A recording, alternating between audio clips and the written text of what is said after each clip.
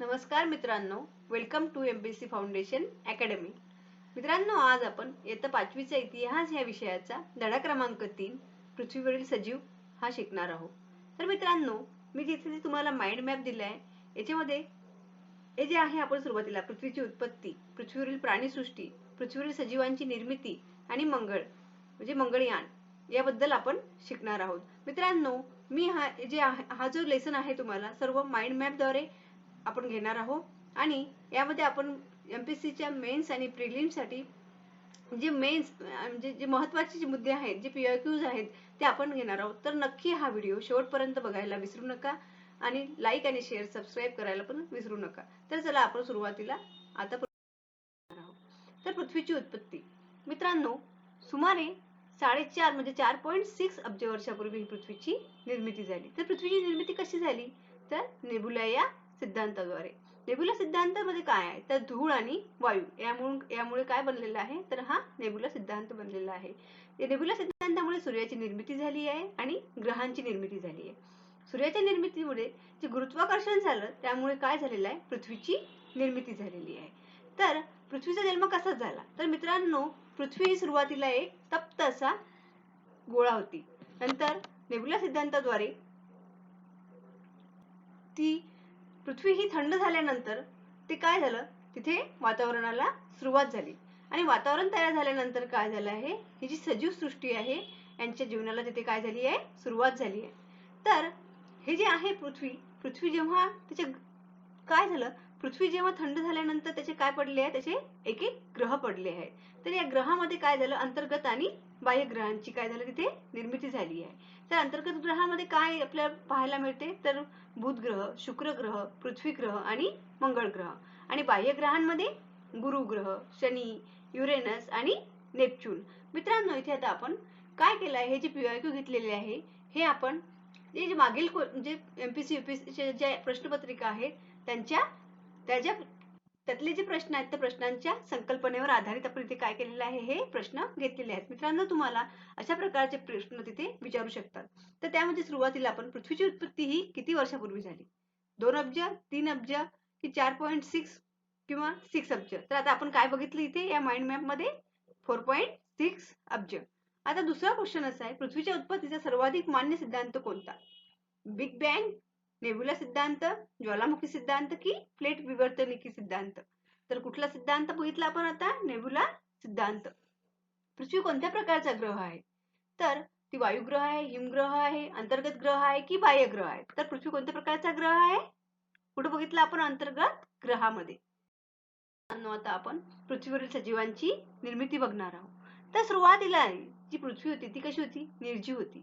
त्यानंतर काय झालं? तिथे रासायनिक प्रक्रिया घडून आल्या आणि नंतर आदिजीव तिथे जन्माला आला. तर आदिजीवांमध्ये एकपेशीय जीव म्हणजे कुठला सजीव? तर अमिबा सारखे सजीव. नंतर तिथे वनस्पती आली, नंतर प्राणी आले आणि दीर्घकालीन ही जी उत्क्रांतीची ही प्रक्रिया आहे ती तिथे सुरुवात झाली. तर मित्रांनो, हा जो अमिबा सारखा एकपेशीय जो सजीव आहे त्याचा अभ्यास आपण कशाद्वारे करतो? तर कशाद्वारे करतो? सूक्ष्मदर्शकाद्वारे. तर आता इथे पण आता त्या संकल्पनेवर आधारितच आपण काय करणार आहोत? प्रश्न बघणार आहोत. तर पृथ्वीवरील सजीवांची निर्मिती कशी झाली? तर पृथ्वीवरील पहिला सजीव सृष्टी कशी होती? कशी होती पहिली सजीव सृष्टी पृथ्वीवरील? कशी होती? बहुपेशीय, स्थलजीवी, एकपेशीय किंवा सस्तन प्राणी? तर कशी होती? एकपेशीय. आपण बघितलंच आहे इथे. नंतर पृथ्वीवरील सजीवांची निर्मिती कोणत्या प्रक्रियेमुळे झाली? भूकंपीय, रासायनिक उत्क्रांती, ज्वालामुखी किंवा प्लेट विवर्तनिकी? तर कुठल्या? रासायनिक उत्क्रांतीद्वारे. तर सूक्ष्मजीवांचा अभ्यास कशाद्वारे केला जातो? दुर्बीण, सूक्ष्मदर्शक, उपग्रह किंवा थर्मामीटर? तर कशाद्वारे बघितलं आपण आता इथे? सूक्ष्मदर्शकाद्वारे. आता आपण पृथ्वीवरील काय बघणार आहोत? प्राणीसृष्टी. ही जी पृथ्वीवरील प्राणीसृष्टी आहे तर प्राणी तिथे आल्यानंतर काय झालं? श्वसन, नंतर अन्न, नंतर हालचाल. म्हणजे आता आपल्याला जीवन जगण्यासाठी कशाची गरज लागते? तर श्वासोच्छवासाची. तर हा जो श्वासोच्छवास आपण घेत असतो त्यानंतर काय होते आपल्याला? आपण तसंच नुसतं त्यावर जगू शकतो का? तर नाही. तर मग अन्न तयार म्हणजे आपल्याला अन्नाची गरज असते. अन्नावर आपण जगतो. त्यानंतर आपल्याला अन्नासाठी काय करावं लागेल? आपल्याला हालचाल करावी लागेल.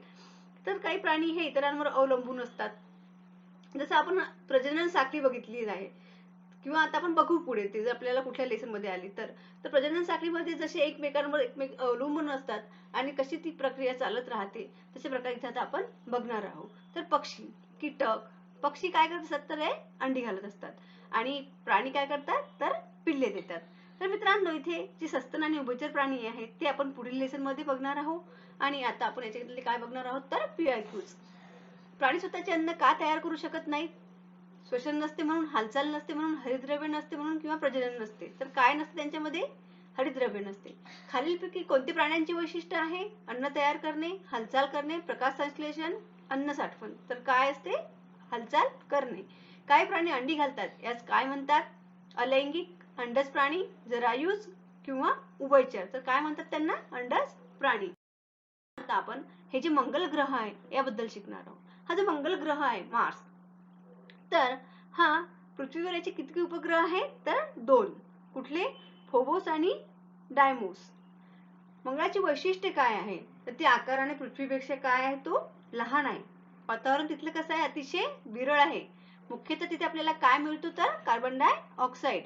आणि तिथे जे पाणी आहे ते द्रव रूपात नाहीये तर कशामध्ये आहे? बर्फ स्वरूपात आहे. तिथे खूप कमी पाणी आपल्याला हे पाणी स्वरूप द्रव रूपात मिळते. जी भारताची मंगळ मोहीम होती ती भारत हा मंगळावर पोहोचणारा काय आहे तर पहिला देश आहे. 5 नोव्हेंबर 2013 रोजी भारताने काय केले? अवकाशात मंगळयान पाठवले आणि ही मोहीम 24 सप्टेंबर 2014 रोजी यशस्वी झाली. मित्रांनो, तुम्हाला व्हिडिओ आवडला असेल तर नक्की लाईक, शेअर आणि सबस्क्राईब करायला विसरू नका. आमच्या एमपीएससी फाउंडेशन अकॅडमीला बेल आयकॉन दाबून नक्की शेअर करा. आणि मित्रांनो, तुम्हाला जर नोट्स लागत असतील तर ते तुम्हाला आमच्या टेलिग्राम आणि टेलिग्राम आणि फेसबुकला नक्की भेट द्या. थँक्यू.